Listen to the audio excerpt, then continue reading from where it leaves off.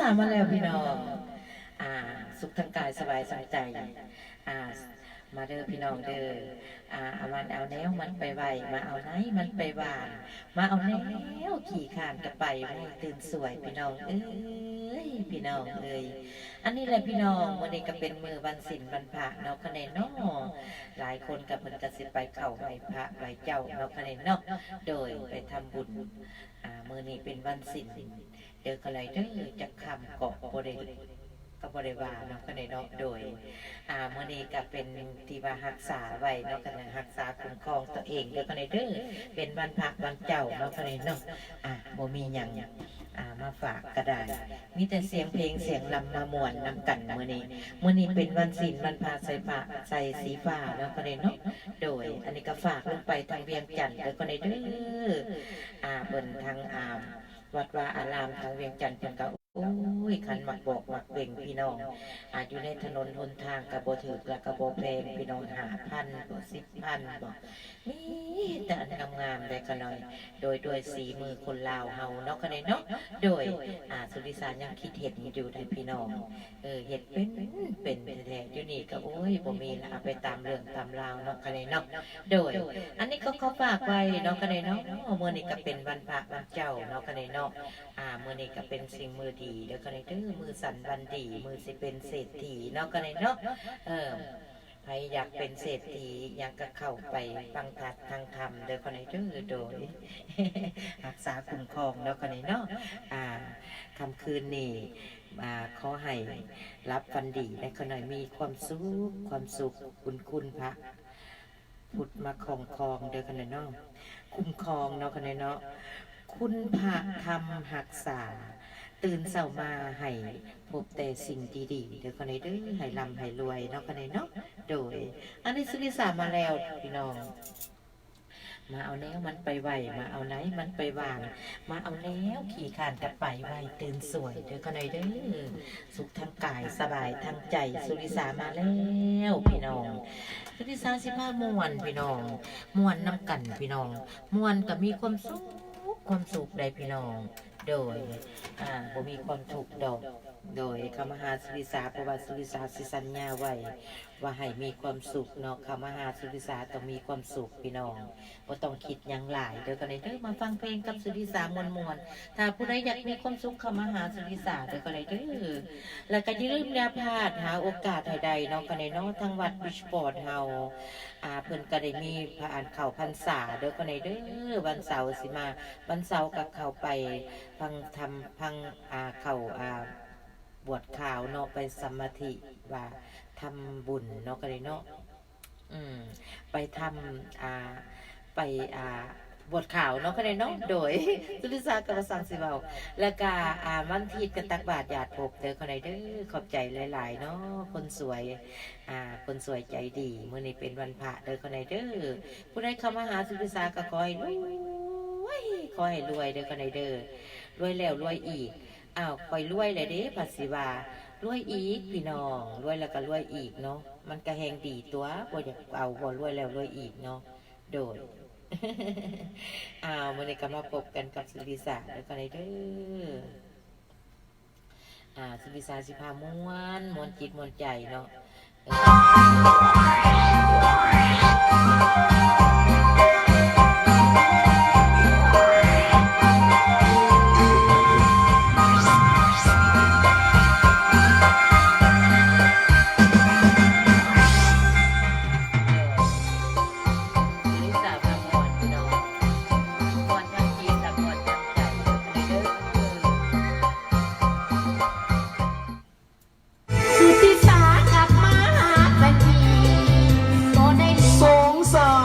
ข้างฟ้า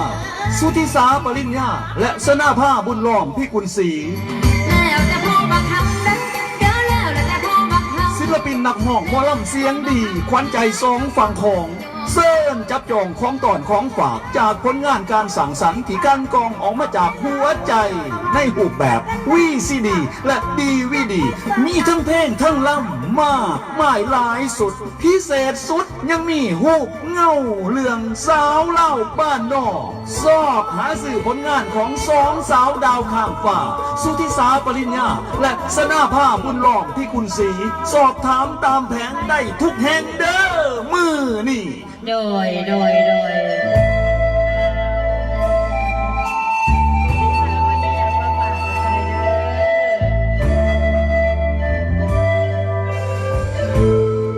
สุขทางกายสบายทางใจแล้วคะแนนอดูก็มาไปเลยเด้อกันเลยเด้อ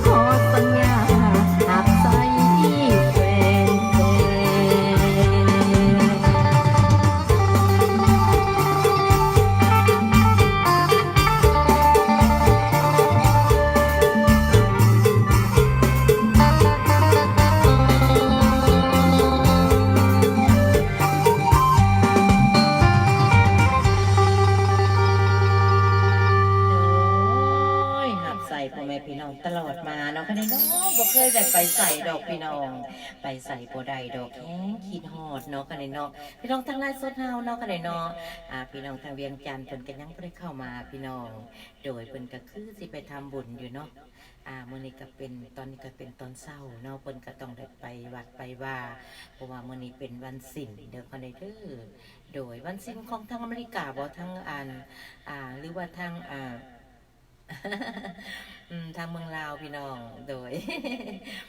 สุริศาก็ว่าผิดพลาดประกันใดก็ขออภัยเด้อกันเลยเด้อเพราะว่ามันไก่กันแสนไก่เนาะกันในน้องนั่นคือมันกลับไปกลับมามันกะเฮาเศร้าเพิ่นสวยเฮาเข้าเพิ่นเฮาแรงเพิ่นสวยเศร้าเนาะกันในเนาะโดยบางคนก็ไปหาตักบาตรญาติพบอยู่ได้พี่น้อง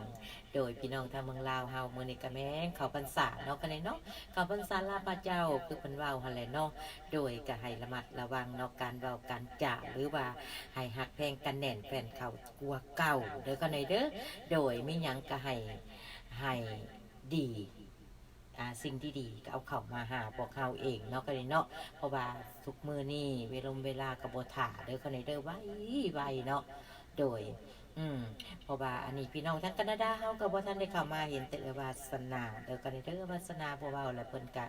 เป็นกำลังแรงใจให้สุริศามาตลอดเป็นกำลังแรงใจเนาะอันนี้แหละคนเฮาทำบุญซอยกันเด้อกันเด้อมาเฮ็ดน้ำกันก็ได้บุญคือกันได้เขาหน่อยโดยบ่แม่นแต่ว่าคันแม่ว่าเจ้าแนมเห็นก็จะสร้างให้เป็นว่าบ่ได้บุญได้พี่น้องโดยอันนี้ก็กดไลค์กดแชร์ให้เราทำบุญนำลาวไปยังสั่นตัวพี่น้องก็อันนี้ก็ว่าคำความดีไปตลอดเด้อคนไหนเด้ออันนี้เพิ่นก็ว่าไปเนาะคนไหนเนาะเพิ่นว่ามื้อนี้เป็นวันอังคารเด้อคนไหนเด้อวันอังคารสุขสำราญได้พี่น้อง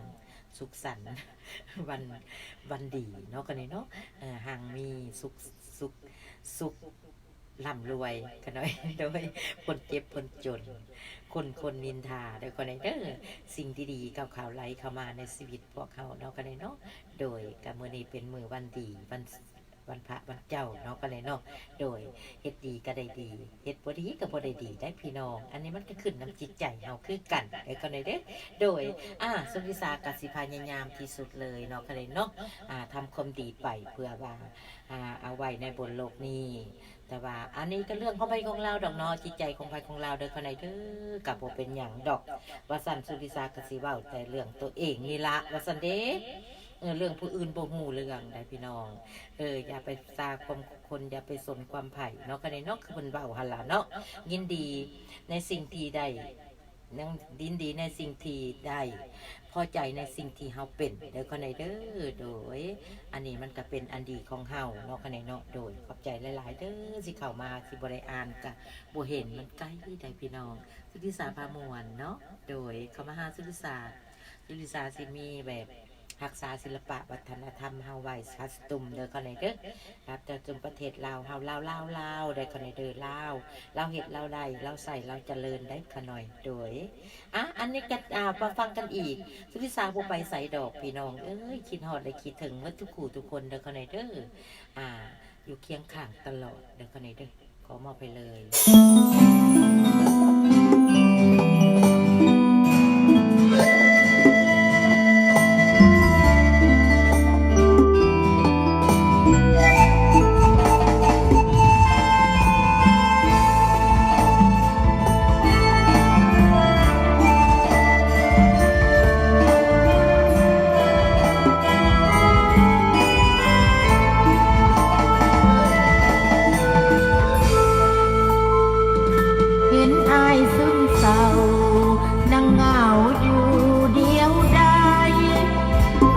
สิ้นกำลังใจมีภัยเขาทำให้หมุนเหมือนคนอกหักติดฝังในหักให้สับสนเห็นอายน้ำตาล้นอยากเป็นคนมาคอยปลอบใจเมื่อใจซึมเศร้าความเหงาก็เข้าแท้ความสุขเคยมีนับพันจะเลือนจางหายโยมในอ คมมีดมาขีดหัวใจสร้างฝันและก้าวไปฝากเตือนใจให้อายสู่ต่อเคียงข้า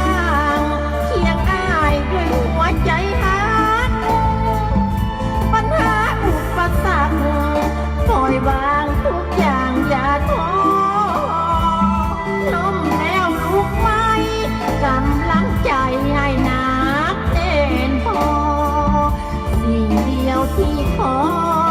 ถึงท้อแต่อย่าถอยส่วนหนึ่งของใจจะอยู่เคียงอ้ายตลอดถึงชีวิตจะดับพอดความจริงเป็นสิ่งรอคอยจะเดินเคียงข้างอยู่เส้นทางที่หวังเลิศลอยท้อแต่จะถอยหัวใจดวงน้อยยังคอยห่วงใย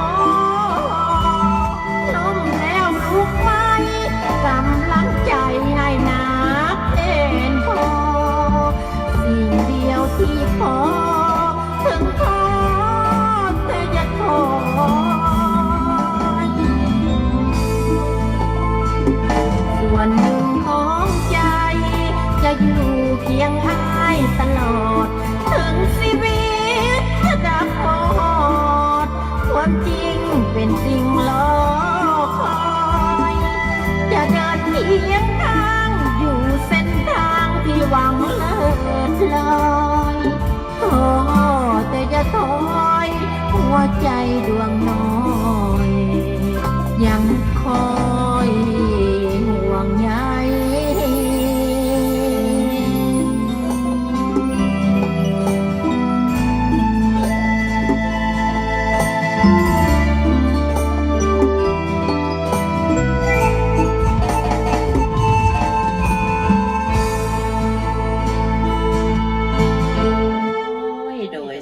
สาธุเนาะก็ได้เนาะแต่เป็นมามงคลโดยก็ได้โอ้ยดีใจเด้เนาะว่าสันเดโดยเพิ่นกะเป็นที่ว่าเพิ่นมื้อนี้ก็เป็นวันศีลวันพระสุริศาสตร์ปลื้มใจเพราะว่าเพิ่นกะเนาะเพิ่นกะสิเข้าใจบ่จังใดเนาะโดยสาธุเนาะก็ได้เนาะอันนี้เป็นกำลังใจให้สุริศาสตร์เป็นมงคลต่อนักร้องหมอลำเนาะคะเนาะที่ว่าทางวัดวาอารามเพิ่นก็ได้เอาไปนักร้องหมอลำไปก่อมพ่อแม่พี่น้องทางเสียงเพลงเสียงลำกระดิ่งเนาะกันเนาะโดยโอ้ยโดยสาธุเนาะกันเนาะมื้อนี้ก็เป็นวันศีลวันพระสุริศาสตร์ก็โอ้กระดิ่งเนาะกันเนาะเพิ่นหายากได้พี่น้องเพิ่นสิได้เข้ามาแบบนี้ก็ได้เนาะเพิ่นนิยมชมชอบเนาะกะเพิ่นกะได้มาเป็นกำลังใจให้นักร้องหมอลำก็ได้เนาะกะสาธุเด้อให้เจริญพรโดยเจริญพรโดยเขาจะหลายๆโดยโอ้ยเนาะที่เป็นเพิ่นมีน้ำจิตน้ำใจอันดีอันประเสริฐเลิศล้ำแท้ๆเนาะกันนี่เนาะแม่ปทุมมาเป็นกับเห็นเข้ามาพี่น้องทางเมืองลาวเป็นกันยังบริเข้ามาทางแข็งสวรรณเกตกันยังบ่ทันเห็นเข้ามาเนาะกันนั้นเนาะแล้วเธอก็เข้ามาแล้วกะบ่เห็นเลยก็หน่อยโดยพี่น้องทางแคนาดากันยังบ่เห็นเข้ามาเนาะกันเนาะโดยอันนี้สดๆร้อนๆเด้อกันเด้อสุริศาตอนนี้กำลังออกมาประมาณ 8:30 เดี๋ยวนี้เฮาก็9:00 นยัง10เนาะกันเนาะกะผ่านไป2 เสียงเพลงแล้วเด้อกันเด้อโดย2 เสียงเพลงผ่านไปเนาะกันเนาะโดยกะ ก็ดีแหละโดย สองเพลงผ่านไปกะชีจังใดสนะเนาะก็คอยเป็นคอยไปแม่นบ่โดย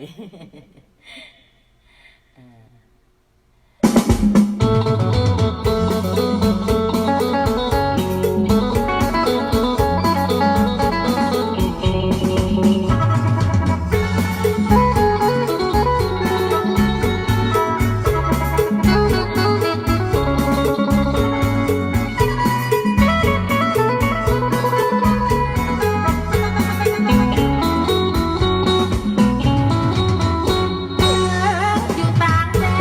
นยังบ่ลืมบ้านนาบ้านทุ่งคิดแล้วพาใจพะวงห่วงหาเมืองลาวของเฮาคิดทอดบ้านเกิดก่อนเคยสร้างภูมิลำเนาเที่ยวนี้อยู่ประเทศเขาก็ยังบ่ลืมเมืองลาวคิดทอดเสียงแคนน้องกลัวถูกกองต้มไทยคิดทอ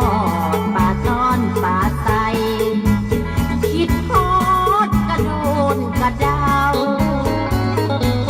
คิดทอดแก้วเขียดเอาปนใส่กับลาบเทารสชาติอาหารเมืองลาวได้กินแล้วลืมบ่ลงคิดทอดเสียงแคนผู้เบาเล่ามาข้างบ้านคิดทอดดอกพริกดอกจานเล่านิทานเมื่อยามค่ำลงถึงยามเข้าตรู่จูงถ้วยออกไปกลางทงเก็บโลกกระเจียวใส่โถเอามาลวกกินกับปนแม้ต่างแดนยังหวงแหนเมืองลาวเฮาอยู่คิดทอดเด็กไว้บักตูหมู่คู่บ้านเฮาทุกคนคิดทอดพ่อแม่เฒ่าแก่เถียงนาไก่โคนรอท่ายังมีบ่โดนจะหวนคืนเมื่อเยี่ยมเมืองลาว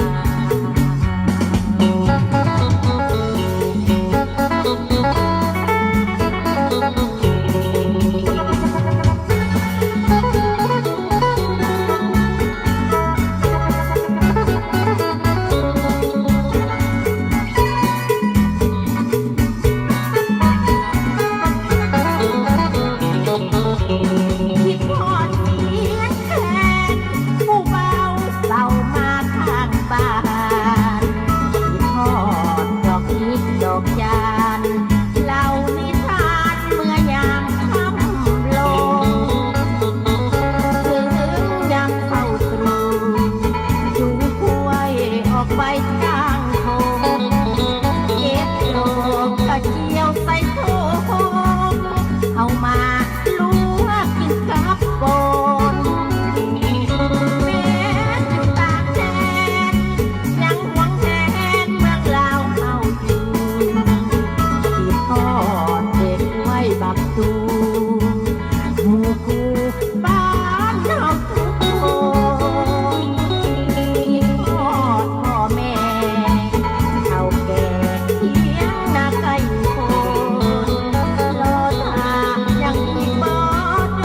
นจะหวนคืนเมื่อเยี่ยมเมืองลาว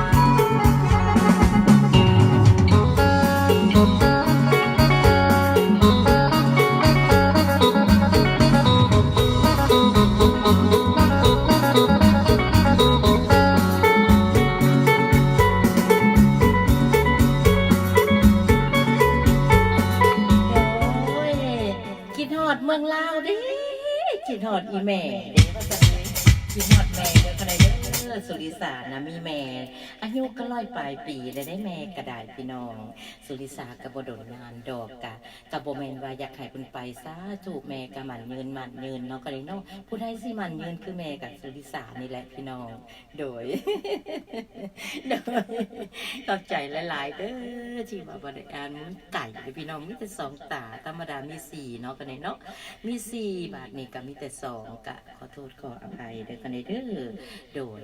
อันนี้ก็มีแต่สิ่งดีๆเนาะเข้ามาผู้ใดเข้ามาหาสุริสากดไลค์กดแชร์ขอให้รวยเด้อกันเด้อรวยแล้วรวยอีกพี่น้องนอนหลับได้เงิน10,000นอนตื่นก็ได้เงินแสนแป๊ดมือก็ได้แก้วมณีสุขออกนอกบ้านไปก็ให้ลุมขมคืนเงินขมคำเด้อกันเด้อเงินไหลน้องกระทองไหลมาเงิน$ก็ไหลเข้าทุกเสาทุกแรงเนาะโดยให้พวกเจ้าจงมีแต่ความสุขสบายใจคำคืนนี่ก็ขอให้นอนหลับฝันดีมีความสุขขน่อยคุณพระพุทธคุ้มครองเนาะกับคุณพระธรรมคุณพระธรรมหักษาเดี๋ยวคนนี้โดยพอบาอเนกาเป็นอันสิ่งดีๆมื่อนี้เป็นวันพระวันเจ้าเนาะคนนี้เนาะโดยว่าแต่ความดีๆอะไรเนาะความดีมันก็สิเข้ามาเองดอกพี่น้องอย่าไปว่าความบดีไรพี่น้องมันความบดีมันก็สิเข้ามาหาตัวเองหั่นละเนาะโดย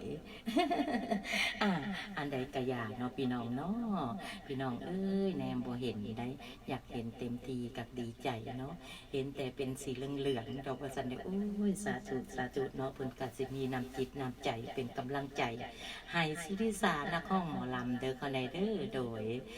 เพิ่นก็บ่มีหยังดอกทั้งวัดทั้งว่าเพิ่นก็มีเอานักร้องหั่นแหละไปก็ได้พี่น้องโดยสุริสาบ่มีบุญบ่มีบุญบ่เนาะมื้อใดมื้อหนึ่งอาจสิมีบุญหลายสายยาวก็สิได้ไปหาหรือถ้าไปร้องไปรำให้ฟังเนาะก็ได้เนาะโดยอันนี้ก็ดีอย่างหนึ่งเด้อคนใดเด้อเกิดสุริสาพามวลสุริสาสุขทางกายสบายทางใจมีทำแต่ความดีเด้อคนใดท่าแน่ท่าแน่จึงแซงเด้อคนใดเด้อเพลงนี้ก็ขอมอบลงไปบุกมอมทุกแก่เด้อคนใดเด้อท่าแน่จึงแซงบ่แน่บ่แซงขอมอบลงไปให้นางรัศมีเนาะคนใดเนาะแม่นบ่รัศมีบ่แน่อย่าแซงเด้ออ้ายเด้อเพิ่นว่าโดยก็ขอมอบไปเลยเด้อคนใดเด้อขอมอบไปเลย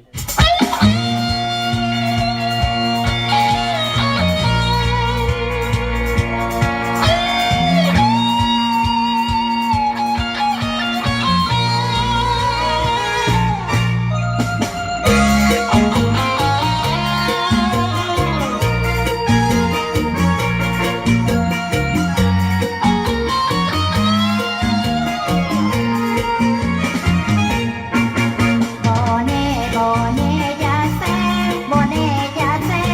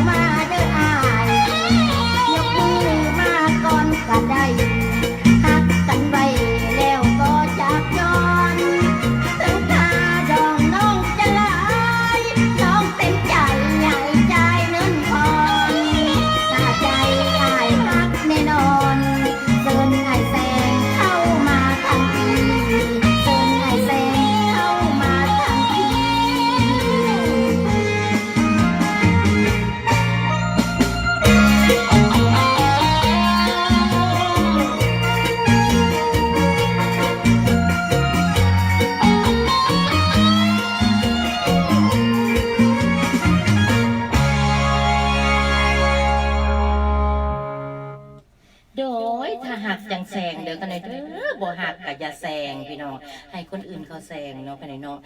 มื้อนี้ก็ตามคำขอมาเพิ่นว่าขอหมอลำเด้อกันเลยเด้อสุริศาสิเป็นหมอลำได้มื้อนี้นะมาฟังลำแต่เนื้อสอดไต่น้ำกันเด้อกันเลยเด้อโดยไผใจแว่และใจพังมางมุนไผใจแว่และใจพังมางมุนหักสมุนมูนีให้มาพี่สิหักษาปัวลาลาบ่เอาคาโพแดงสิเจ็บแพงเจ็บหนักสิหักษาทั้งสิ้นโดยเป็นหมอปะสุริสานี่หมอกับหมอลำเลยพี่น้องบ่เป็นหมออันอื่นดอกเป็นหมอลำได้ก็หน่อยน้อยโดยแล้วก็น่าจะเป็นหมอของบันไดสุริสาเป็นสันหมอลำพี่น้องโดยบ่ได้เป็นหมอหยังดอกว่าจะได้วันนี้ก็ตามคำขอมาคุณว่าขอหมอลำเนี่ยไปเที่ยวทางสารวันนำกันเนาะกันเนาะไปเที่ยวสารวันม้วนๆกับสุริสาเด้อกันเด้อโดยก็ขอมอบลงไปเมื่อทุกมุมทุกแย่ทุกถูมุมโลกเด้อกันเด้อเป็นยังไงพี่น้องทางปากเซเพิ่นกับบ่ทันได้เข้ามาทั้งสวรรค์เขตเข้ามาเลยเด้พี่น้องโดยเซโนเด้อกันเด้อทางเวียงจันทร์เพิ่นก็เข้ามาตะเลยก็มาแม่ปทุมมาเด้โดย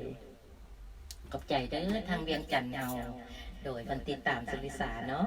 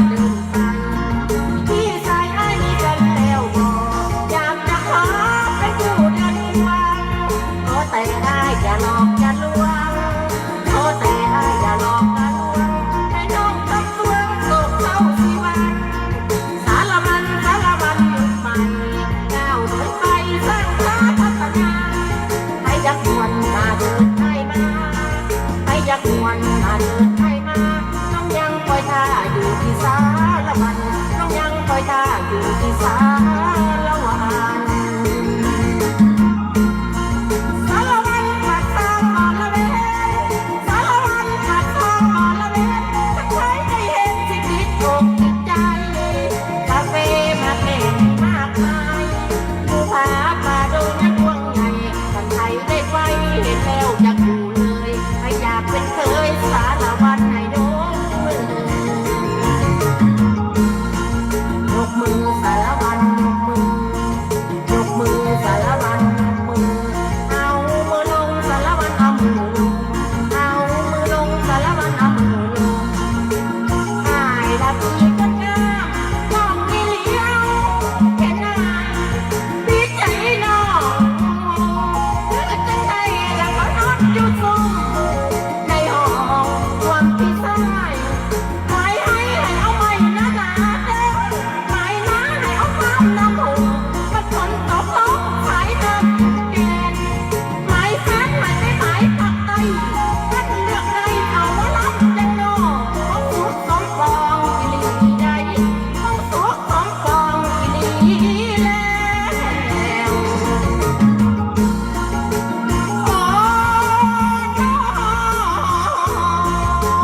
โอ้ว่าแต่ข้าเอ่ยใส่เอ้ยพอแต่มาถึงนี่สารวันน้องสิตาวลาแล้วคนฟังเขาไว้พอดส่งให้สบายบ้างผู้สุคนเดินลาลงสารวันลาลงลาลงสารวันลาลงลาลงสารวันลาลง โดยก็ขอมอบลงไปทั้งสารวันไปเที่ยวกันสารวันกับทุกที่สามมวนบ่พี่น้องม่วนเพิ่นว่าแม่ปทุมมาเพิ่นว่าเนาะม่วนแท้ๆได้สุริศาสเลยว่าซั่นเด้โดยพี่น้องทางเวียงจันทน์เฮาเนาะก็ได้เนาะโดยหมดทุกมุมทุกแก่เด้อหมดทุกผู้ทุกคนเนาะก็ได้เนาะที่ว่าเพิ่นเข้ามาหาสุริศาสก็ได้เนาะโดยเพิ่นก็ได้เข้ามาเนาะทางสวรรค์เพิ่นก็ได้เข้ามาทางเซโนเพิ่นก็เข้ามาไอ้บ่าวทางปากกายฟ้าที่ว่าเป็นหมอกองหมอลำเพิ่นก็เข้ามาหาสุริศาสทุกเมื่อทุกยามเนาะก็ได้เนาะโดยอันนี้เป็นกำลังใจให้เนาะ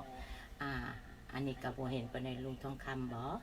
ขอบใจได้ลุงเด้อเพิ่นก็มาทำบุญนำเพิ่นก็เป็นกำลังใจให้เนาะ ว่าจังใดบ่เห็นได้คนใดเด้อดาวๆไปแล้วเพิ่นก็เข้ามาเรื่อยๆอยู่ดอกอีลงกระดาษว่าซั่นเด้โดยมื้อนี้สุริศาสิรักษาศิลปวัฒนธรรมเฮาเด้อคนใดเด้อหนึ่งสินมีและเบียงเก่าผมเด้อคนใดเด้องามกระเดียกได้พี่น้องอันนี้สีมือบ้านเฮาเนาะคนใดเนาะอันนี้แหละสาวลาวงามได้พี่น้องงามอลีอหล่อพี่น้องสาวได้กับบงามต่อสาวลาวสาวหลวงพระบางกับที่หนึ่งเลยพี่น้องหลวงพระบางก็ต่างหากได้พี่น้องคนใส่เนาะงามสุดยอดเลย อันนี้นุ่งแบบสาวสวรรณเขตเด้อคนในเด้อโดยสาวทั่วไปนี่ละว่าซันเด้โดยกับอยากนุ่งอยากคือเนาะอยากปลาสุริศาจะได้ตัดมาเองเด้อคนในเด้อตัดมานุ่งเองเนาะเพราะว่าเพื่อว่าให้มาเป็นรักษาไว้ให้ลูกให้หลานผู้เกิดใหม่ใหญ่รุ่นทางสหรัฐอเมริกาพี่น้องบุมีพวกเข้าไปบ่เอาออกมาโชว์แบบนี้กับไผและเพิ่นสิเห็นสบ่เด็กน้อยก็ได้เนาะกันนี่เนาะคือลูกหลานของสุริศาเพิ่นมากหลายได้พี่น้องมากจนว่าจะเอาของเครื่องเด็กน้อยให้นุ่งบ่นุ่งเด้อกันนี่เด้ออยากนุ่งของผู้ใหญ่นี่แหละเฮ็ดแบบนี้เลยแหละพี่น้องบ่ค่อยอยากนุ่งตัวนี้เพิ่นว่าจังซี่ได้มาสี่เอาโอ้ยของสุริศานี่ก็เอาไว้ให้ลูกให้หลานนั่นแหละพี่น้องให้เบิ่งให้แยงเอาเนาะกันนี่เนาะคันบ่มีสุริศาแล้วก็ไปติดใส่ฝาห้อยไว้เนาะกันนี่เนาะอันนี้ก็ของสุริศาว่าซั่นดิพอได้มีสื่อมีเสียงไว้ได้ขน่อยโดยสุริศากสิมีไอเดียแบบนี้เด้อคนใดเด้ออันนี้คนเฮามีไอเดียแต่บ่คือกันเด้อคนใดเด้อทุกคนก็มีดีเมื่อทุกคนคนคือกันแต่ว่าความคิดมันต่างกันผู้น้องหูสองน้องหูหนึ่งเนาะคนใดเนาะคะแนนไปหูคือกันเบิดมันก็บ่เจริญได้ขน่อยมันจะต้องต่างกันไปได้ขน่อยโดยอันนี้ก็เป็นอันดีเนาะคนใดเนาะโดยอันนี้ก็ขอขอบอกขอบใจแต่ว่าผู้ใดเพิ่นมักเนาะครูบาอาจารย์เพิ่นก็มักแบบสุริศาได้พรได้ล่ำรักษาศิลปะใบเพิ่นก็ยกโอยแต้มก้อยได้พี่น้องเพิ่นก็เข้ามาหาสุริศาเพิ่นก็พร้อมเนาะกันเนาะคืออยู่วัดวิชพอร์ตนี่ อาจารย์เพิ่นกะได้ยองได้ยอกสุริศาสตร์ตลอดเนาะว่าการนงการถือสุริศาสตร์นี่สิบ่ได้ปะบ่ได้ทิ่มเพื่อว่าให้ลูกให้หลานเพื่อว่าให้หมู่ให้ครูได้เบิ่งได้แยงได้พี่น้องวันเสาร์สิมานี่ก็สุริศาสตร์ก็สินงอีกเลยพี่น้องเพราะว่าสุริศาสตร์สิได้โปรโมทและประยุกต์ตัวเองขึ้นเนาะก็นี่เนาะไผผู้นุ่งก็บ่เป็นหยังเด้อค่ะเด้อตามใจชอบเนาะโดยอันนี้ก็แล้วแต่จิตใจของไผของเราเนาะก็ได้เนาะโดยเป็นจังได๋ก็ตามเพิ่นมาไปเที่ยวสารวันกะมวนดีได้สุริศาสตร์ว่าซั่นจักสิพาข่อยไปเที่ยวแถวใดอีกเนาะบาทนี่ว่าซั่นได้เพิ่นว่าไปแล้วไปแถวใดก็ไปเนาะก็ได้เนาะโดยก็มอบให้มหาไซพุ่นแหละเนาะโดยไปมหาไซเด้อค่ะเด้อ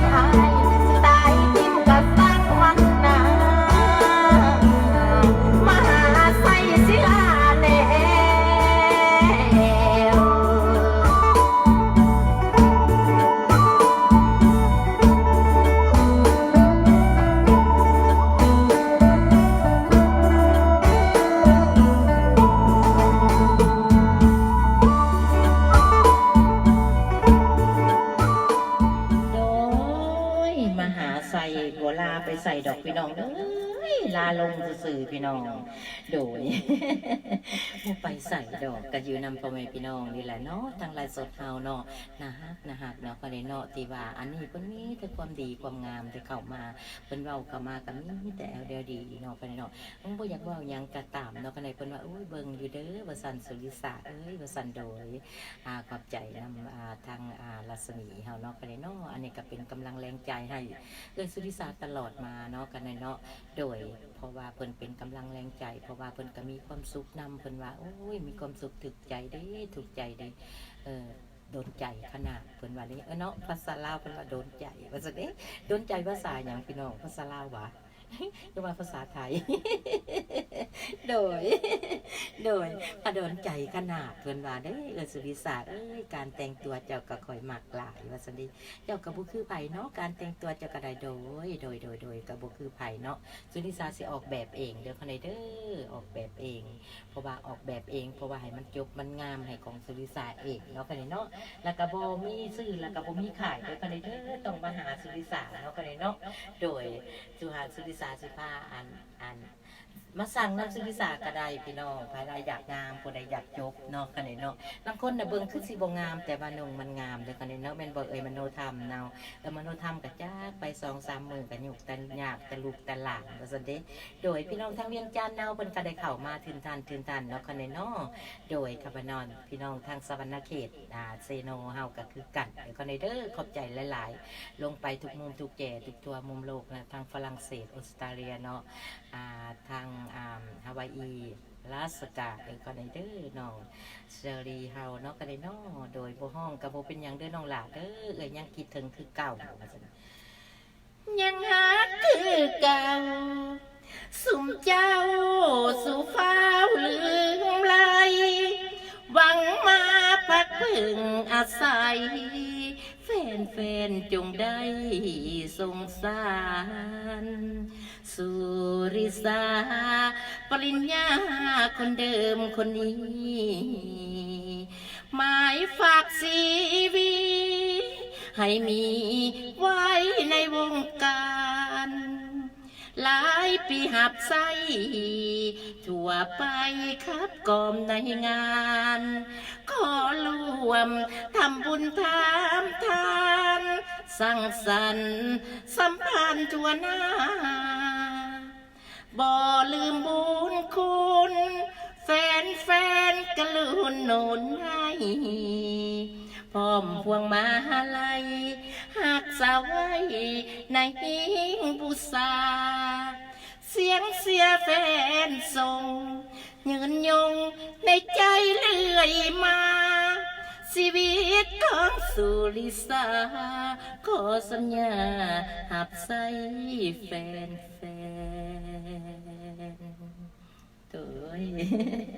หับใส่ตลอดเดี๋ยวคนไหนเด้อสุริศาปริญญาเนาะคนไหนเนาะหับใส่มันนี่โดนนานสมควรเลยแต่93-95คนเด้อคนไหนเด้อโดยแต่ประเทศลาวมันเปิดไม่ไหมสุริศาก็ได้กลับบ้านโลดว่าสันดีกลับไปหาอีเมเพราะว่าอีเมหันขึ้นหอดอีเมลาว่าสันดี90นี่แหละว่าสันดีก็กลับไปหลังจาก93กลับไปไปเฮ็ดซีดีเนาะแล้วก็ไปตั้งบริษัทสังแข็งสวรรณเขตเฮาสุริศาโปรโมชั่นสวรรณเขตเฮาเดอกันเด้อโดยอาจารย์ดอกเพชรแดนจำพรเนาะก็ขอขอบใจอาจารย์ดอกเพชรแดนจำพรอาจารย์ตุยอาจารย์บุญยูลูกเมฆงอาจารย์แสงดาราปากกาทองอาจารย์สิทธิ์มิตรประสาเดอกันเด้ออาจารย์เทียนทองเนาะคันนี้เนาะอยู่ทางเมืองไทยเฮาเด้อคันนี้เด้อโดยเป็นอาจารย์สุริศาเนาะหลายคนพี่น้องสุริศาบ่ลืมบุญคุณเนาะทุกคนก็อยู่ในใจอยู่ตลอดเด้อคันนี้เด้อทั้งอาจารย์ทั้งหลายก็ได้เนาะแต่ว่าเฮ็ดจังได๋ไกลกันแท้ๆว่าซั่นเด้โดยก็ยังคิดฮอดคือเก่าคิดฮอดอยู่บ่ลืมบ่ได้เนาะโดยอันนี้ก็เป็นอันดีอันหนึ่งเนาะฝากไปลงไปหาทางอาจารย์วัตถุกูทุกคนเด้อคนไหนเด้อโดยอันนี้ก็ขอมอบให้เพิ่นว่าอันหักอันไปทำหาไซแล้วก็ขอฝากลงไปไอ้บ่าวทางหัวลานเนาะไอ้บ่าวหัวลานเด้อขน่อยเด้อไอ้บ่าวหัวลานใจดีได้ขน่อยโดยพระได้ไอ้บ่าวหัวลานใจดีสันตัวพี่น้องโดย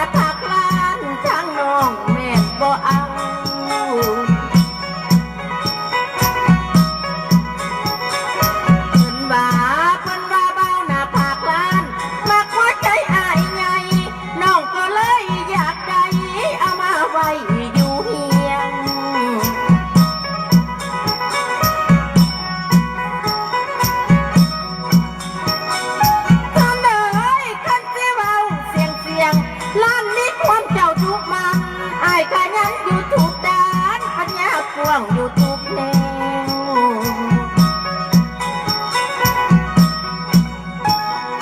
โอ้น้องน้องนี่เห็นมาแล้วผู้ใดน้องหัวหลานพอเป็นคนขอทานมีแต่คนมีหักเด้น้อหลานมีความตลาดล้นจนพาหายหังมี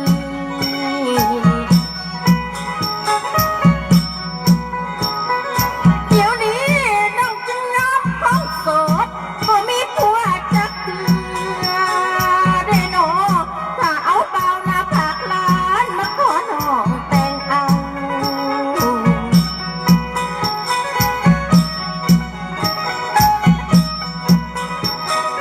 สายเอ๋ยน้องแนมเห็นหน้าผากเจ้า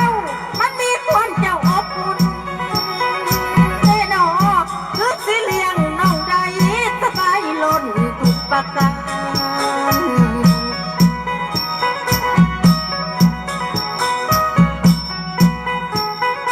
โอ้น้อ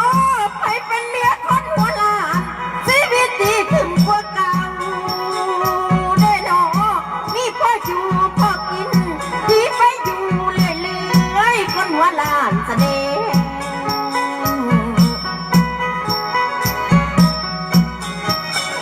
สายเอ๋ยตื่นแต่บ่ทันแจ้งอายเฮ็ดเวียกควรปานผู้เอาอกเอาใจเมียคักแท้เด้น้ออาย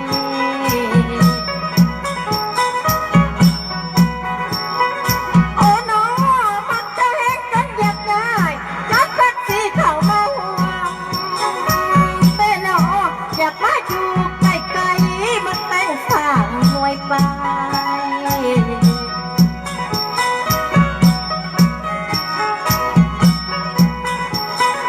สายเอ๋ยน้องผมตกไอหัวล้านอย่างเห็นกันมันเข้าตาได้หนอท้องไอใหญ่เฮ็ดอ่อนตอนอยากโยนเข่าวางใจ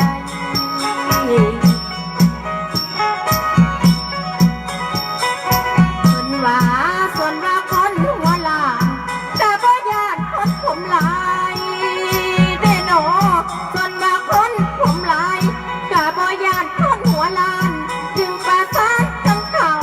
สองคนเฮามาเป็นคู่ได้หนอสู่ซอยกันน้องและอายจนพาหายทางนี้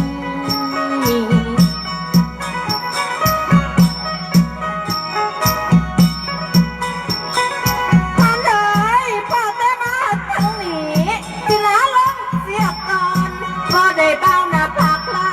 นทั้งน้องแม่นบ่ยอมโอ้ละน้อง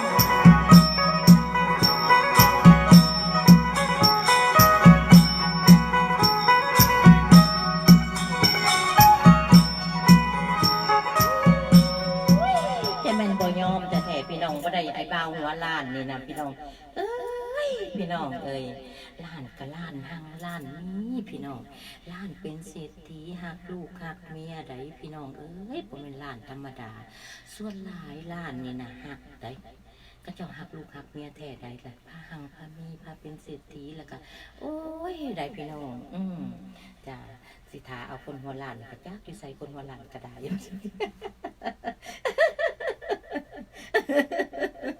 คนว่าล้านก็จักจะเจ็บได้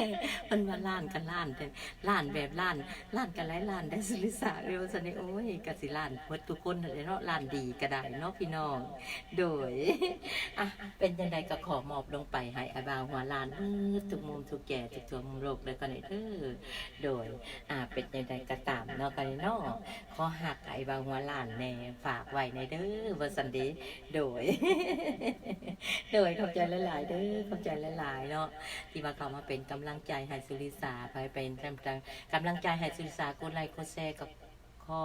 กลับคืนไป100 เท่าพันเท่าได้พี่น้องฮะเจ้าของเพิ่นให้เพิ่นหังให้เพิ่นมีให้เพิ่นเป็นเศรษฐีให้เพิ่นมีดีมีแห้งให้สุขภาพแข็งแรงเด้อคนในเด้อบ่เจ็บบ่จนเด้อคนในเด้อพ้นคนนินทา สิ่งดีๆเข้ามาฮะ พ่อแม่พี่น้องกันแหละเนาะโดยเป็นจังใดก็ตามเนาะความไอไซให้พรก็ได้เท่านี้แหละพี่น้องพี่น้องก็กลับไปกลับมาค่ำคืนนี้ก็ขอให้ขอให้รับฟันดีแล้วก็นี่เด้อมีความสุขคุณพระพุทธคุ้มครองคุณพระทำหักษาแล้วก็นี่เด้อโอ้ยเนาะสุริสากระไดเฮาก็เฮียนเด้อพี่น้องตื่นเช้ามาให้พบแต่สิ่งดีๆดีและดีแล้วก็น้อยโดยโดยสุริสากระดีไปตามๆกันเลยเนาะแนวใดมันสิดีก็เว้าเอาได้พี่น้องแนวมันบ่ดีบ่ต้องเว้าเนาะกันเนาะแม่นบ่โดยเป็นจังได๋ก็ตามเนาะกันเนาะสาวสวรรค์เขตเด้อสุริสานี่ว่าซั่นเด้เพิ่นว่าหักไว้บางวันลาแล้วบาราแม่ให้ป้าผัวสิป้าอยู่บ่พี่น้องสิป้าอยู่บ่ผัวน่ะคือผู้อยากป้าผัวแต่ว่าโดย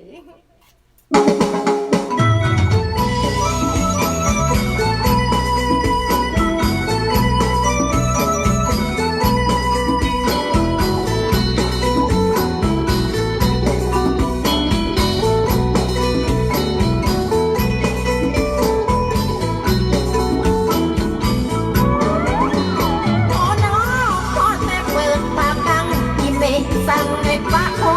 มันสิปะแนวใดย้อนมาเป็นโผเขาแม่เอ้ยอันว่าโผคนนี้เป็นโผเขาโผมุนกะว่าแม่หักแทนก็ได้โผคนนี้คอยหักลายโผคนนี้คอยหักลายแม่เอ้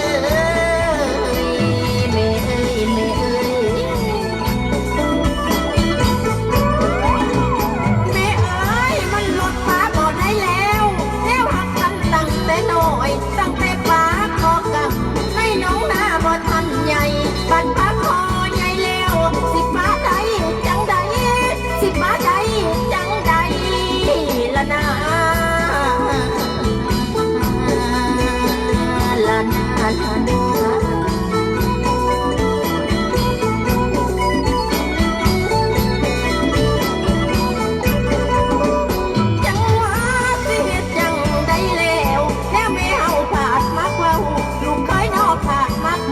เปิดเพลงดังตึงจนไม่เท่าไรนี้ละนะนั่นโอ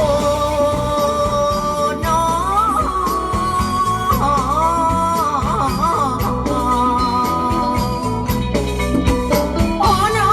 ยังไม่เท่าอยากให้ไม่เท่าไรลูกเคยนี้ยังเมื่อเราใจดีแต่ลูกสาวเป็นน้ำเอิญใส่เอ้ยเมื่อละเด้ออายอยากเสียใจไม่เท่าว่าเมื่อดำนาให้หน่อยป้าเขาคอยอยู่ผู้เดียวอาย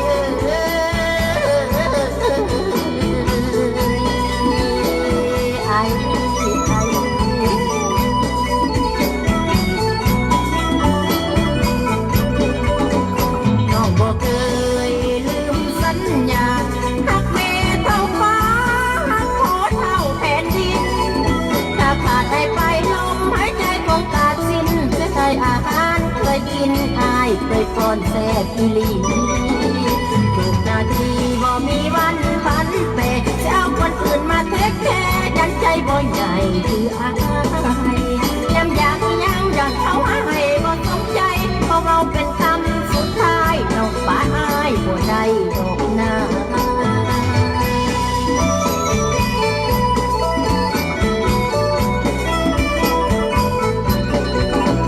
โอ้ยน้ออันนักเมก็ยังหนึ่งอันนักขอก็ยังหนึ่งมันตั้งกันกระดองมันสิฟ้าก็ได้มันแน่นอยู่วาวคอนั่นแหละนั่นเร็ว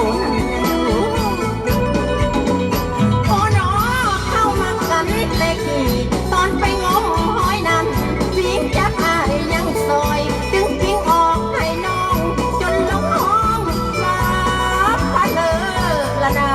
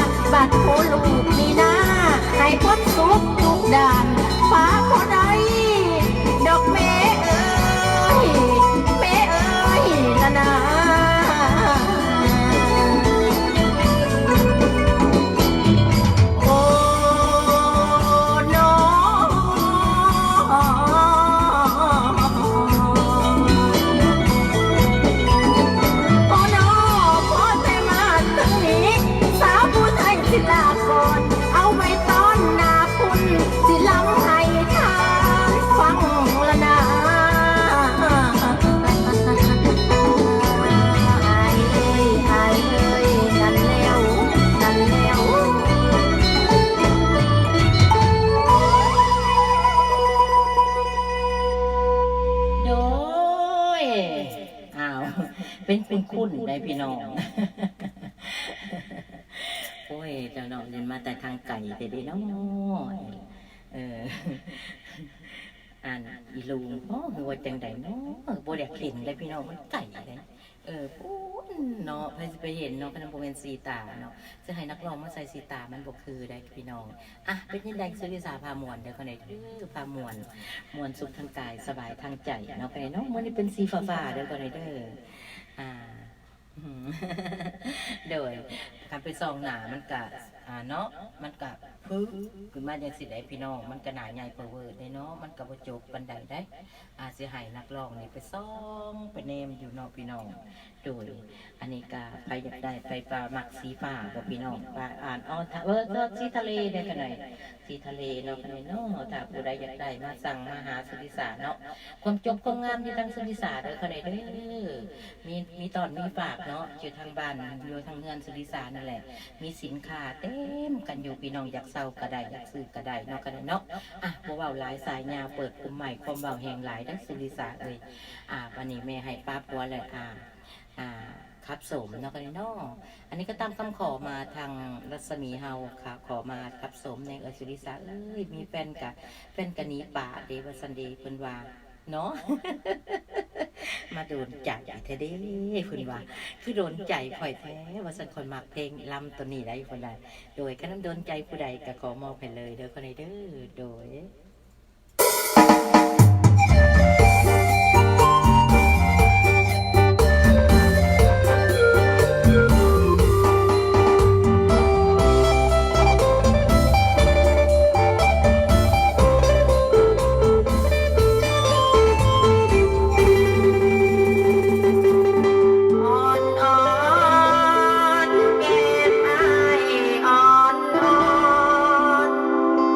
ฟังเสียงกาเว้าวอนจากอยู่คอนกระเดาน้องคิดฮอดสู่เก่าบ่เศร้า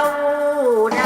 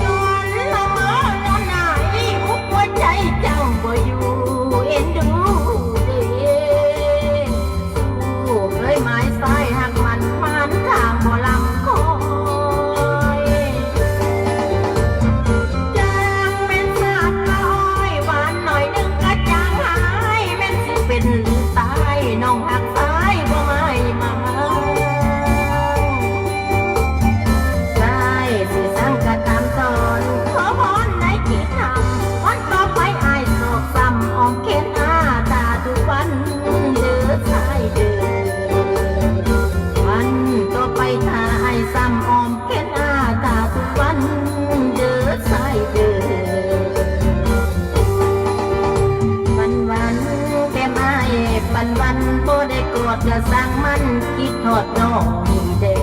กก็พอแล้ว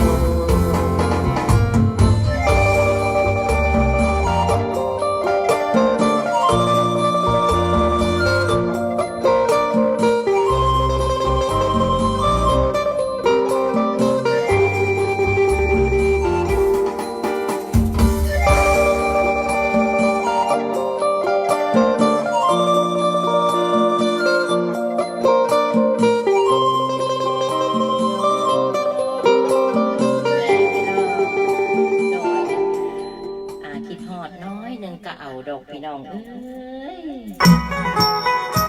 อ้ยคิดฮอดน้อยหนึ่งก็เอาเนาะพี่น้องเนาะแม่นบ่หนุ่มวะเนาะว่าจังไดเนาะมันไกล โดยบ่เป็นหยังดอกหักกันแพงกันเนาะโดยเข้ามาหาก็ดีใจเนาะกันเนาะเป็นกำลังใจให้แน่ว่าซั่นเด้โดยเป็นกำลังใจให้ทางสุริศาเนาะกันเนาะสุริศาบ่มีหยังสุริศาพามวลสุขทั้งกายสบายทั้งใจมาหาพ่อแม่พี่น้องนี่เพื่อว่าอยากมาทำบุญนํกันแล้วก็ได้เด้อเฮ็ดให้พ่อแม่มีให้พ่อแม่ได้ฮู้ได้เห็นได้ฟังได้เบิ่งได้กะได้บุญได้พี่น้องโดยก็คือเป็นกระแบบเพิ่นทางวัดทางโมลิเพิ่นเอานักร้องมาลำมาเลยเพิ่นก็ทำบุญคือกันพี่น้องบุญกับมาหาเพิ่นคือกันแล้วพี่น้องก็ไปเบิ่งแม่นบ่พี่น้องโดยอันนี้ก็ถึงว่าสุริศาบ่ไปนำโมนิกะเข้ามาทางไลฟ์สดเฮาสบายพี่น้องสุริศามาทำบุญนำพ่อแม่พี่น้องเนาะโดยอันนี้ทำความดีก็ได้ดีเด้อพี่น้องทำความบ่ดีมันก็บ่ได้ดีถ้าว่าตัวเนาะก็ต้องคิดเอาแหละแนวนี้ดีก็คิดเอาได้พี่น้องแนวบ่ดีก็บ่คิดได้เนาะ เพราะว่าเพิ่นก็เว้าว่าอันคับสมแล้วเพิ่นก็ว่าคิดว่าสุริศานี่เป็นผ้าขี้เมียงสำหรับจังบ่ฟันว่าซั่นนี่เป็นผ้าขี้เมียงจังบ่ฟันบ่เนาะว่าซั่นดีโดยมาลองเบิ่งเนาะก็ได้เนาะมาฟังเบิ่งสุริศาผ้าขี้เมียงจังบ่ฟันว่าซั่นดีโดย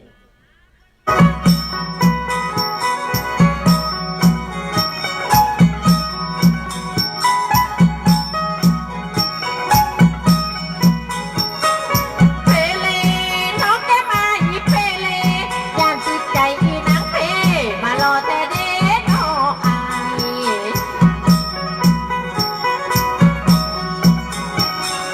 ใส่เอ้ยย่านแต่ฝนนั้นตกหมู่หน้าจินน้องนาบ่อังย่านเสียหวังนั้นนางเว้าโอ้ยน้ำเจ้าสิบ่สุน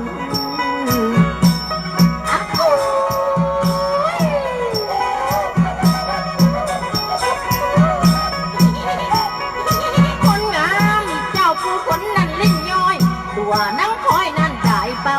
สาวหมอลำหลงหักเจ้าจังมาเว้าดอกกาวจ้า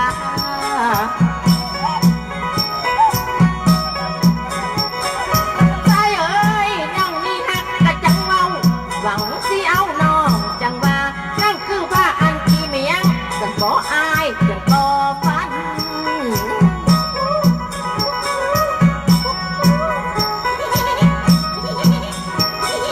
หรือว่าอ้ายที่ดันนกไปหนาหากินปลาอันบังใหม่นั่นเป็นน้องดอกเก้านี่แสนสีบอนกะบองอะโอ้ย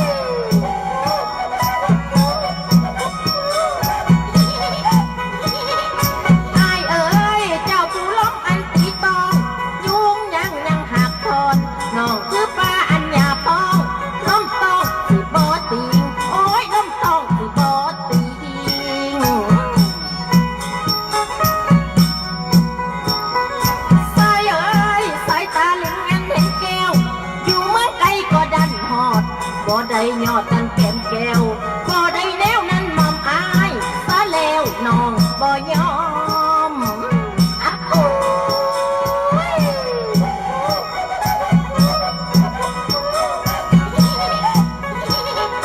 สุติศาสตร์ตกกระทันมาได้สองซ้อมใจให้ได้แกนขันบ่ได้นั่นแกนดวงแก้วน้องบ่เอาโอ้ยดวงแก้วน้องบ่เอาห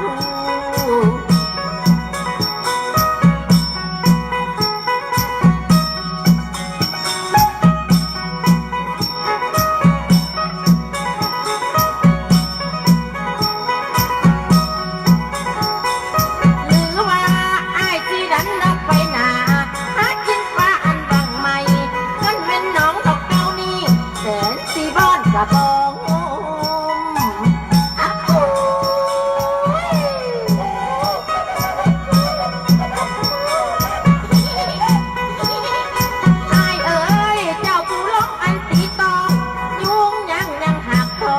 น้องคือป้าอัญญาพองล้มต้องสิบ่ติงโอ้ยล้มต้องสิบ่ติงสายเอ้ยสายตาเหลืองแม่นเห็นแก้วอยู่เมืองไกลก็ดันหอดบ่ได้ยอดกันแก่นแก้วก็ได้แล้วนั้นมอมอายซะแล้วน้องบ่ยอมอะโอ้ย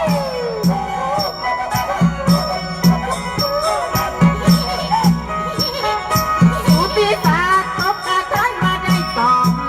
สนใจให้ได้แก่นท่านบ่ได้นั่นแก่นดวงแก้วน้องบ่เอาโอ้ยดวงแก้วน้องบ่เอา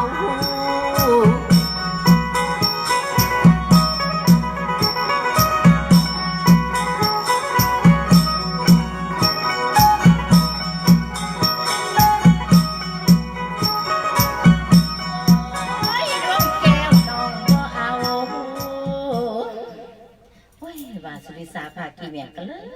ว่าฟันว่าสันนิพันว่าโดดกับฟันในกูว่าน้องพี่น้องว่าแต่ว่าป้าขี้เมียงตลอดว่าได้เนาะทั้งมือมันก็บ่เป็นได้ป้าขี้เมียงนั่นเป็นแต่บางมือแล้วก็เลยเด้อโดยหมดแปดไปกันหน่อยสอดแปดกันได้บาทหนึ่งเด้อโดยโอ้ยหมดแปดก็เป็นว่าพี่น้องโดยเป็นจังใดกะตามเนาะกันนี่เนาะสุริสาพามงสุริสาพามงเอาหมอลำมาให้ฟังพี่น้องโดยกายาบาให้กันเนาะกันนี่เนาะพอถืออกถือใจก็ขอโทษขออภัยเลยกันนี่เด้อเป็นบ่เอาวาสนาเมื่อคิดว่าวาสนาเป็นผ้าขี้เมียงสมัครจังบ่ฟันว่าซั่นดิเนาะอย่าเด้ออย่าได้ว่าซั่นดิเห็นบ่ว่าบ่ปากกับมันเข้าอยู่ได้ว่าซั่นเลยแม่นบ่ชื่อแต่ว่านี่แหละเนาะกันหน่อยเบาถึกอยู่วันนี้ว่าจังใดเนาะวันนี้เนาะโดยเป็นจังใดก็ตามเนาะก็ได้เนาะบ่มวนนัวหัวมวนกันไปเนาะก็ได้เนาะโดยขอบใจหลายๆเด้อโดยกดไลค์กดแชร์เกี่ยวโปรแถมก้อยฮาดเข้ามาเนาะกันเนาะก็ขอให้กลับไปคืนหาเจ้าของเพิ่น100 เท่าพันเท่าเพิ่นละเนาะโดยผู้ใดเห็นมีน้ำใจดี หรือว่าผู้ใดมีหยังก็ตามแต่พี่น้องโดยกะอันนี้ทำบุญนำกันกับว่าใดเนาะกันเนาะคิดอันนึกกันใดก็ได้อันนั้นเด้อกันเด้อนอนนึกเอาเนาะกันเนาะมันก็ต้องได้พี่น้องคือสุริสารในการสมความมุ่งมั่นปรารถนาอยู่ได้พี่น้องคือว่าคิดอันใดก็อยากได้ก็คือว่าได้ผลได้พี่น้องก็ได้อยู่กาบ่ให้กาบ่ว่าดอกคือได้สมความมุ่งมั่นปรารถนาคือบ่คิดเอาเลขแนวว่าซั่นสุริสารบ่เคยซื้อเลขเลยพี่น้องซื้อบ่เป็นบ่เคยเพิ่นก็คือสิอยากให้ถูกอยู่แต่ว่าแปลบ่เป็นก็เลยบ่ซื้อมันบุญวาสนาสุริสารนี่แหละพี่น้องเอ้ยมีแต่อันมือ10 นิ้วละขูดอยู่เพราะสำนันขูดกินเนาะก็ในเนาะโดยสำหรับผ้าขี้เมียงเพิ่นว่าเอามาลำพุทธไทยอีกเนาะอันนี้ก็ตามคำขอมาเด้อขอมอบลงไปทางเพียงจันทร์เฮาเนาะก็ได้เนาะตามคำขอมาขอมอบให้ทางรัศมีเฮาเนาะก็ได้เนาะขอมอบทั้งให้สาวตัดนิบเด้อก็ได้เด้อหมดทุกคนว่าซันเดย์โดยก็ขอมอบไปเลยเนาะก็ได้เนาะ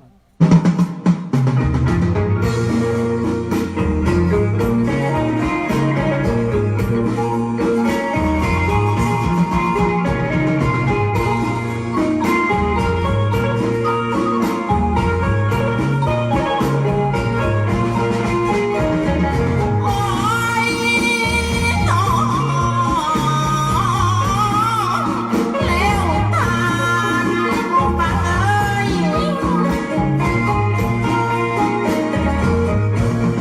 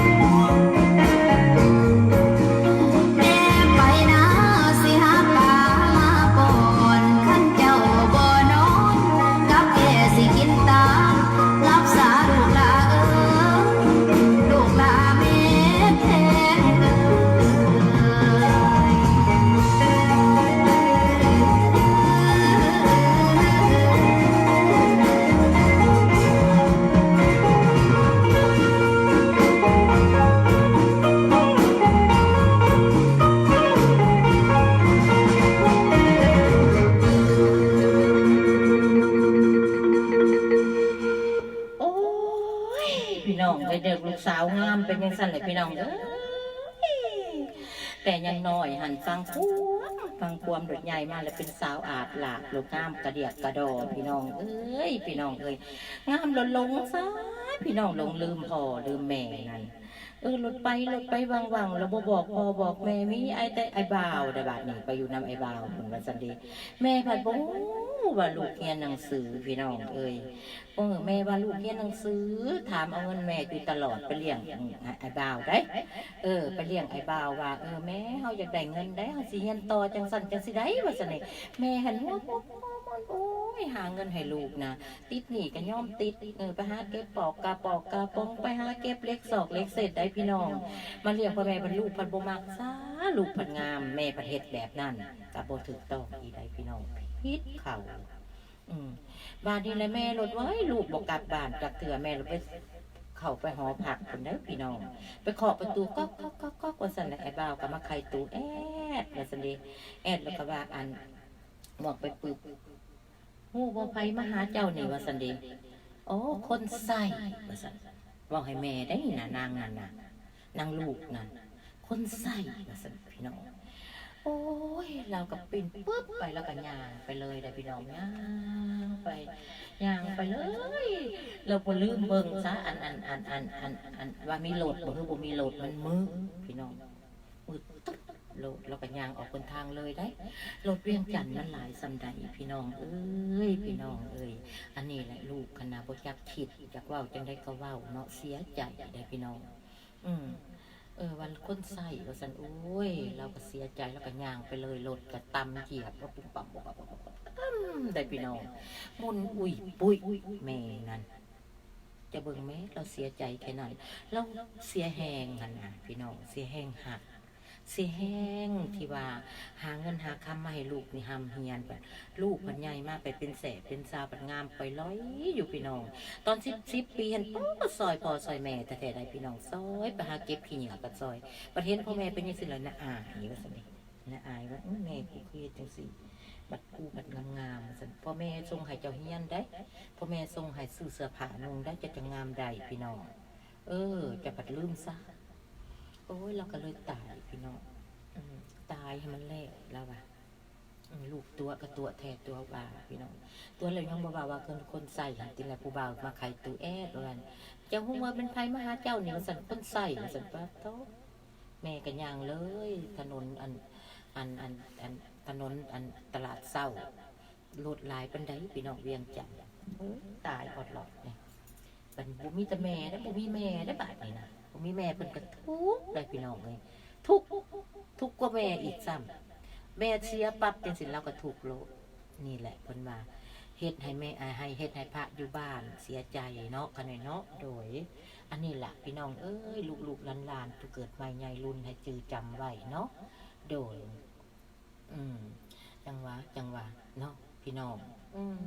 จังสิได้เรื่องมันน่ะบ่ธรรมดาเจ้าว่ามาล่ำกับเมื่อยล่ำเลยแหละพี่น้องก็มาฟังเพลงจักเล็กจักหน่อยเนี่ยทนดอกฟังเพลงซะก่อนเนาะพี่น้องเนาะเดี๋ยวจัก2-3 เพลงกระจบกันไปได้คืออำลาพาจากพ่อแม่พี่น้องไปบาดนี้นะนี่ไปใส่ละบัดนี้แนวตัวอยากได้หั่นน่ะพี่น้องบ่เห็นจ่อยว่าบ่เห็นเลยดิค่ะนี่หายตัวเลยมาฟังตัวไหนเนาะบาทนี่สิเก่งสันใดก็ว่าสันเดย์อันนี้แหละลูกลืมพ่อลืมแม่พี่น้องพี่น้อง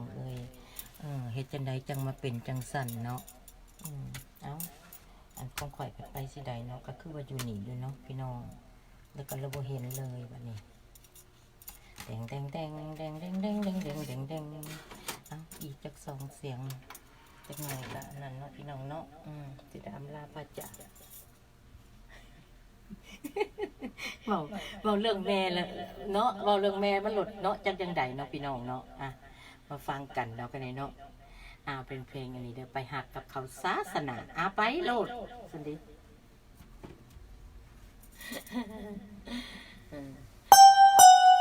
บอกให้เด้อเด้อนั่นลักษมีเนาะ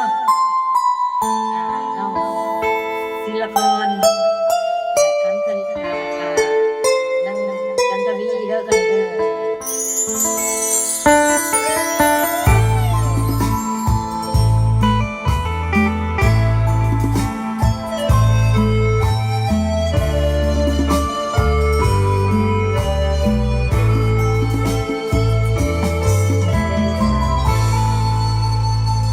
น้องบอกผู้ว่า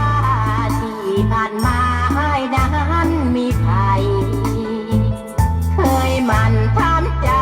แล้วจึงเลือกให้เป็นผู้หักแท้พอน้องมอบสิทธิ์ทั้งชีวิตให้อายดูแลอายหักตอบแทนจริงแท้ความซ้ำและหยดน้ำตาอายขอห้องว่าสองเฮาเศร้ากันได้บ่คนเก่าเฝ้ารอถ้าไอ้นั้นชวนคืนไปหา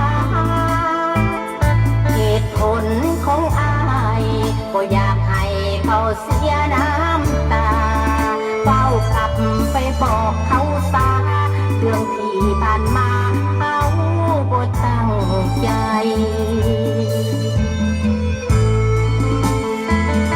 ถึงน้องรักอายก็อาจทำลายคนที่อายหัก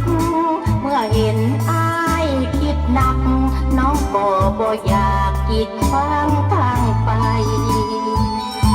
ยอมเป็นผู้แพ้ถึงแม้สิหักหมดใจจะขอทำดีส่งท้ายเพื่อปล่อยอายไปหักกับเขา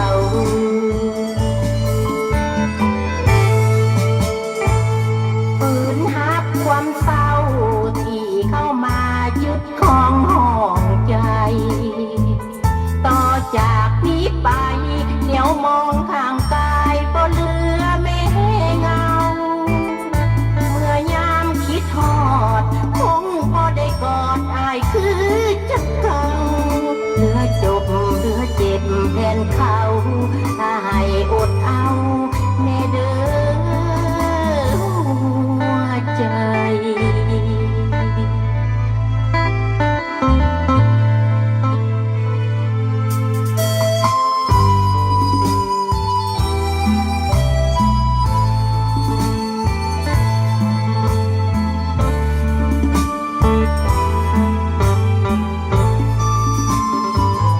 ถึงน้องรักอายบ่อาจทำลายคนที่อายหัก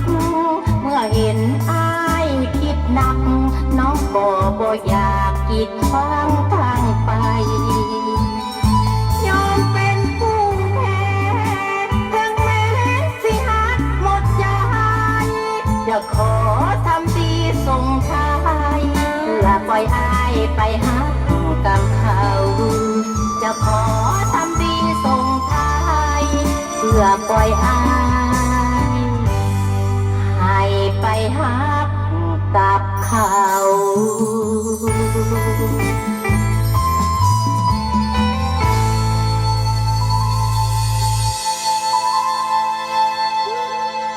ไปหักกับเขาซะว่าสันเดไปโลดว่าสันเดสุริสาว่าบ่หักกระตามดอกกับสุริสานี่ว่าสันไปโลดอยากไปหักกับไปกับไปโลดว่าสันเดเนาะสุริสาสิทำใจไว้ดอกเก่าอดเก่าเงื่อนกสิได้ทอนคำได้พี่น้องบ่ต้องย่านดอกว่าสันเดเพิ่นสิไปกับไปก็ให้ไปโลดพี่น้องสบายใจเนาะมื้อหน้ามากสิได้สิหาดอกว่าสันเด กับเขามอบอีกเนาะมอบให้ทางพี่น้องตัดมีเผาแล้วก็นางจอดเดอร์คอนเดอร์นางจอดเป็นเข้ามาเนาะแต่ทางสาวตัดมีเดอร์คอนเดอร์โดยเพิ่นว่าอดเด้อใจว่าสันอดนี่แหละเพิ่นว่าเก่าอดเก่าเงื่อนกสิได้ทอนคำดอกเพิ่นว่าได้พี่น้องเนาะพี่น้องทางไรสดเฮาก็ขอมอบลงไปเดอร์คอนเดอร์หมดทุกผู้ทุกคนเนาะถึกใจบ่โดนใจกันน้อยหนึ่งเนาะก็เลยเนาะโดยกับสุริสาก็มอบให้เลยเนาะเป็นเพลงนี้แต่เพลงสุริสาเดอร์คอนเดอร์จะเอาเพลงคนอื่นมาเฮ็ดบ่ได้เนาะโดย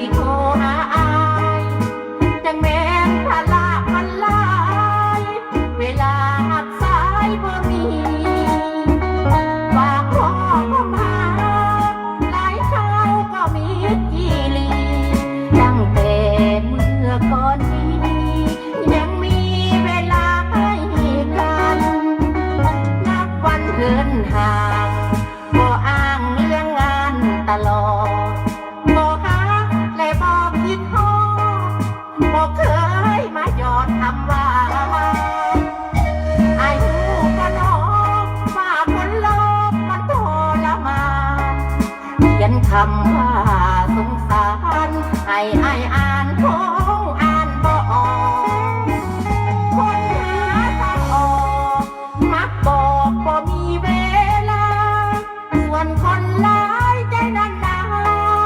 มักตัวจิกลิกจอกหลอกแต่คนจังอายปากเหตุได้เดาใจบ่ออกสิหักหรือว่าสิหลอกช่วยบอกกันได้จักคำต้องทำใจฝืนเมื่อสิโทรถามอายวันนี้อายคิดจังได้บอกได้บอกพ่อคนใจดำสิได้ตามใจเพื่อเอาไว้หักความเจ็บซ้ำก่อนที่ใจทะลักหากอายไปหลายกว่านี้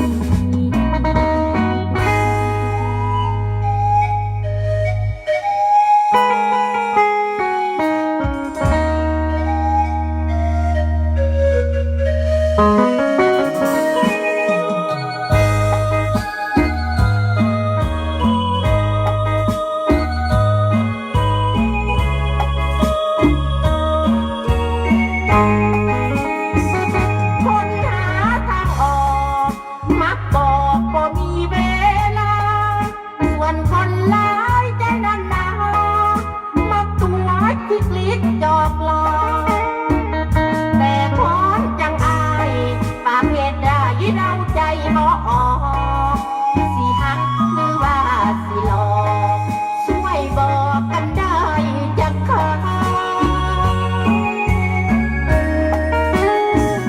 ต้องทำใจฝื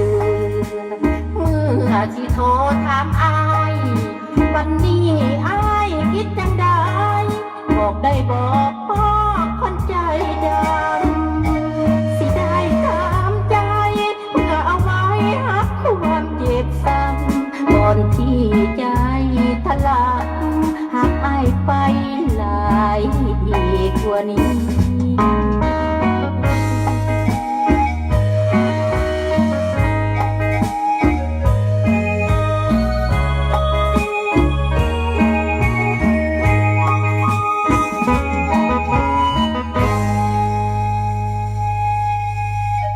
โดยอดเด้อใจเด้ออดเก่าอดเก่าเนื่อนก็สิได้ถอนคำเด้อกันหน่อยเด้อโดยอันนี้ก็เป็นจังสี่แหละพี่น้องเอ้ยพี่น้องเอ้ยอยู่ในโลกใบนี้บ่อดกับบ่ได้เนาะคะแนนเนาะโดยบ่อดกับระเบิดแท้ใดพี่น้องโดยเป็นอดเอาอะไรมันดีถ้าให้อดได้ได้แหละพี่น้องมันบ่เป็นตาอดได้ได้ลังคนก็ได้เพิ่นบ่อดได้พี่น้องเพิ่นบ่อดแท้ๆตูสิยานี่ก็เป็นสุดแหละอดเนาะคะแนนเนาะอดกำลังเทื่อกับห่วยมันเหยียบตีนกันกระเจ็บได้พี่น้องดูได้พิษากระดาษเนาะเห็นว่าเป็นจังสีกระดาษกะก็จะเหยียบตีนกันเนาะพี่น้องกันน้ำเหยียบน้ำเจ็บได้แง่จะก็เหยียบตีนเดียวก็สิว่าได้น่ะเนาะพี่น้องปัดซ้ำมันน้ำเหยียบสองตีนอีกซ้ำพี่น้องพี่น้องอันนี้แหละเป็นว่าเก่าอดเก่าเนื่อนกะสิได้ทอนคำพี่น้องพี่น้อง10 ปีลำ20 ปีลำจึงเห็นโอ่งเมื่อยามมั่งปัดปลาเข้าขึ้นเหล่าจึงเห็นเจ้าเถื่อเดี่ยวเด้อก็หน่อยเด้อดอกกระเจียวจนแห้งจึงเห็นแวะมาใหม่พี่น้องอันนี้นะสุริสาก็ฝากเนื้อฝากตัวไว้น้ำพ่อแม่พี่น้องมิตรแฟนเพลงเนาะมิตรหมอแคนแฟนหมอลำเด้อก็หน่อยเด้อติดหมอแคนแฟนหมอลำทางพี่น้องเมื่อทุกคนเด้อคนใดเด้อสุริศาปริญญาขอฝากเนื้อฝากตัวในอ้อมอกอ้อมใจพ่อแม่พี่น้องทุกคนเนาะกันเลยเนาะโดยอันนี้กาบ่มีหยังมาฝากทุกตัวมุมโลกเด้อคนใดเด้อขอเป็นลูกในบ้านในสวนเนาะกันเลยเนาะโดยสุริศากาขอเป็นหักเป็นแพงเด้อคนใดเด้อสุริสามาแล้วมาเอาแนวมันไปไหวเลยพี่น้องมาเอาแนวมันไปหวานมาเอาแนวขี่คานกระไปไหวตื่นสวยพี่น้องพี่น้องเพราะว่ากับบ่มีหยังมาฝากคอยหักในสิ่งที่คอยเป็นแล้วพี่น้องเด้อยินดีเท่าที่เฮาเฮ็ดได้พอใจที่เฮาเป็นเฮาชีวิตเฮาก็มีความสุข ความสุขเลยพี่น้องโดยอันนี้กับบุ้มยังมาฝากเอากันเนาะโดยเอามาฟังกันเด้อเบอร์นี่ยังว่างเบอร์ลัสมียังว่างอยู่พี่น้องก็ขอมอบลงไปเนาะทางแสงสวรรณเขตเฮาเด้อพี่น้องแข่งสวรรณเขตเซโนเด้อคนไหนเด้อขอมอบลงไปพี่น้องเวียงจันทน์คือกันเด้อคนไหนเด้อมอบไปเบอร์นี่ยังว่างเอาบีกมาเขียนไว้เด้อคนไหนเด้อ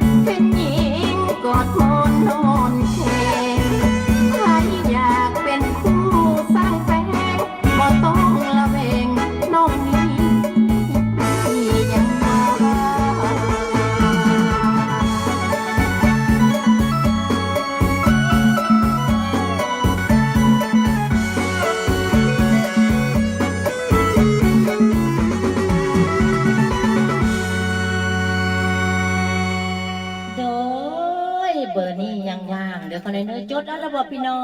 งโดยจดเอาเด้อคนไหนเด้อแล้วโทรมาหาแน่ให้ว่างได้แหละจังโทร บ่วางบ่โทรเด้อคนใดเด้อโดยเอ้าเพิ่นว่าเพิ่นว่าก็ขอฝากลงไปหาอีแม่นี่เด้อว่าซั่นแม่เอ้ยขอมอบเพลงนี้ให้แม่เนาะจักบาทเนาะคนใดเนาะโดย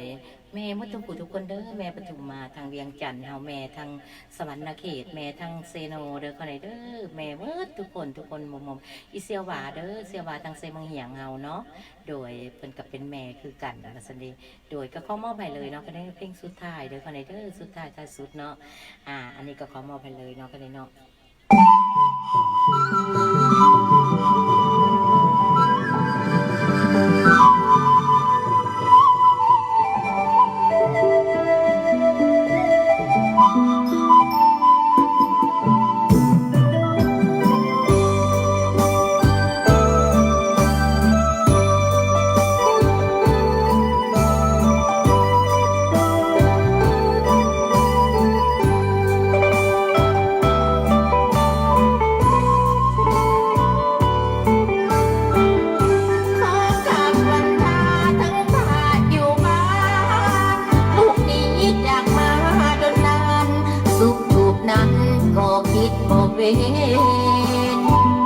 พ่อแม่บุญมา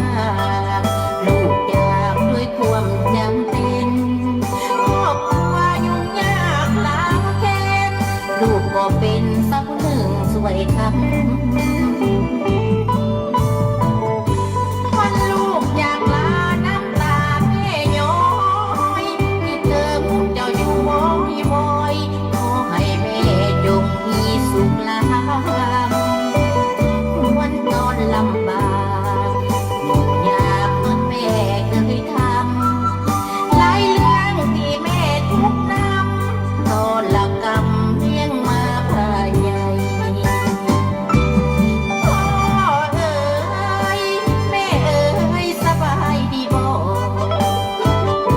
วันที่ลูกขอกราบวันทาทั้งขาดอยู่ไกลวันใดยุ่งยาก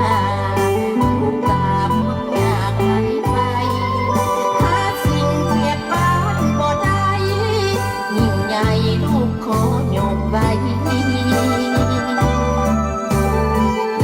ขอกราบวันพาถึงพาดอยู่บ้านขอให้มีสุขสำราญโอยไปนั้นให้ห่างมีไกล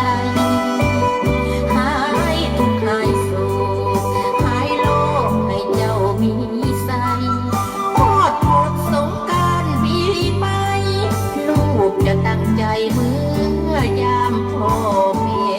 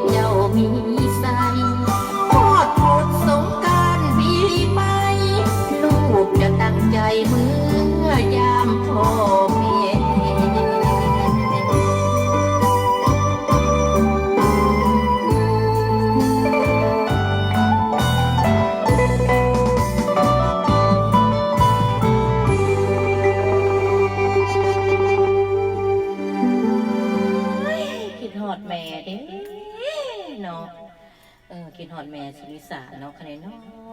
กินฮอดแม่ปทุมมาคือกันเนาะคะแนนเนาะโดยเมื่อสิมาหาแม่ปทุมมาเวลาก่อนหมู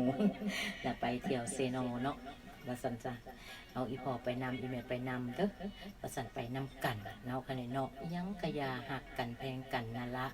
ว่าสันเดไปนำกันพากันไปกับสุริสานี่แหละว่าสันเดโดยอันนี้ก็บอกเป็นอย่างเนาะคะแนนเนาะ